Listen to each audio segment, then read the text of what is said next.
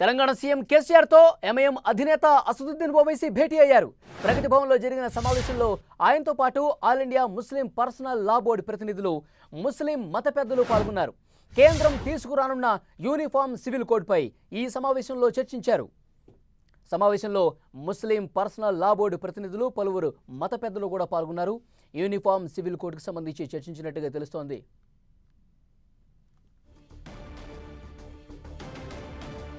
ముస్లిం personal లా board ప్రతినిధులు ప్రస్తుతం మాట్లాడుతున్నారు. లైవ్ లో చూద్దాం. ఎలాన్ కియా ఈరోజు మన ప్రియతమ నేత కేసీఆర్ గారితో కలవడానికి ఆల్ ఇండియా ముస్లిం పర్సనల్ లా బోర్డ్ యొక్క ఒక డెలిగేషన్ సీఎం సార్ దగ్గరికి వచ్చింది.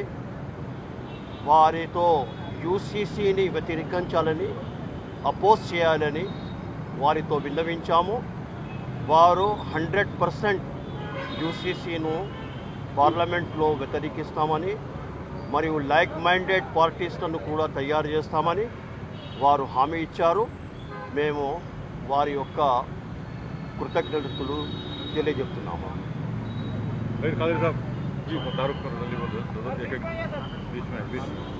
Saeedul Qadri, president Qadriya international organisation.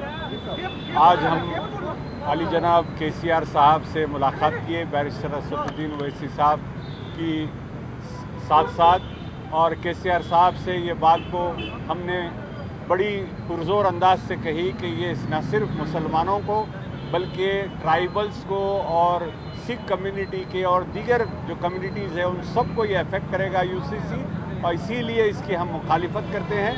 और 70 साल से अल्हम्दुलिल्लाह तमाम लोग बखूबी अपने पर्सनल लॉज पे चल रहे हैं, कोई ज़्यादा कोई मशाकिल नहीं हुए, मुश्किलें नहीं आई हैं। लिहाजा उन्होंने हमें तयक़ुन दिया कि वो लाइक माइंडेड पार्टीज़ के साथ गुफ्तगू करके इस मसले पर हमारा साथ देने की बात की है। हम बैरिस्टर असदुद्दीन ओवैसी साहब का भी शुक्रिया अदा करते हैं। अस्सलाम वालेकुम।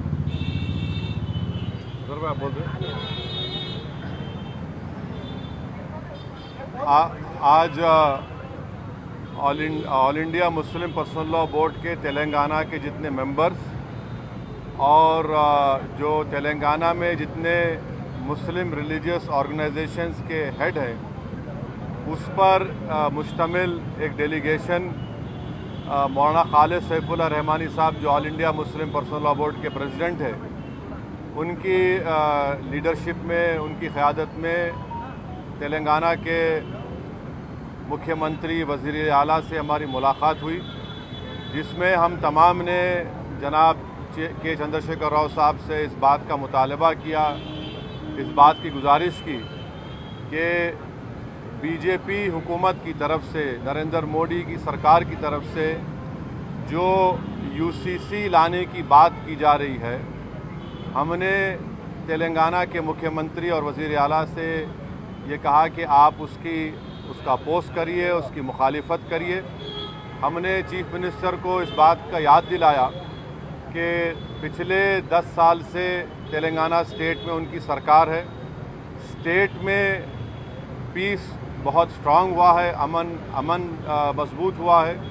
हमने चीफ मिनिस्टर को और बीआरएस के प्रेसिडेंट को ये भी बात याद दिलाई है कि पूरे मुल्क में अगर किसी असेंबली में CAA NPR NRC के ख़िलाफ़ एक रेजोल्यूशन पास हुआ था, वो तेलंगाना के असेंबली में सबसे पहले हुआ था।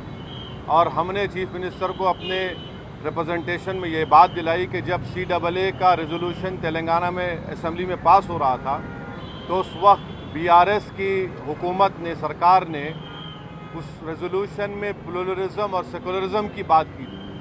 तो हमने चीफ मिनिस्टर को ये बावर किया, ये इम्प्रेस किया कि यूसीसी हमारे देश के प्लुरलिज्म के लिए एक अच्छी बात नहीं है, सेकुलरिज्म के लिए अच्छी बात नहीं है।